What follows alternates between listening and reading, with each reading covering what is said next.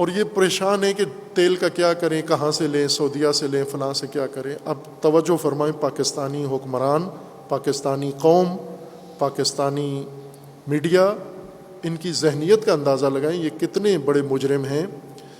ایران میں اس وقت پڑوس زیرو باؤنڈری پہ ایران ہے، ایران کی گیس اور تیل لائن پاکستان کے بارڈر پہ پہنچی ہوئی ہے، معاہدہ بھی ہے موجود کہ ایران سے تیل اور گیس لیں گے، لیکن نہیں لے رہے۔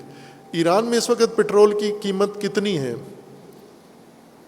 ایرانی سفیر جو پاکستان میں ہیں، انہوں نے کل پرسوں اعلان کیا، جو پاکستان کے اخباروں میں چھپا ہے، 15 روپے پر لیٹر، 15 روپے پاکستانی۔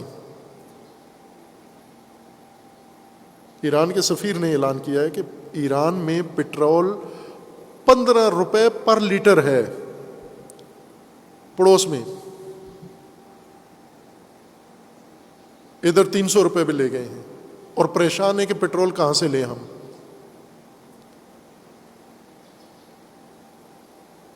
یہاں سے آپ کو ان کا خبث ذہنی نظر آئے گا، یہ ملک کے کتنے ہمدرد ہیں، ملک کے کتنے وفادار ہیں، اور قوم کے ساتھ ان کو کتنی ہمدردی ہے۔ یہ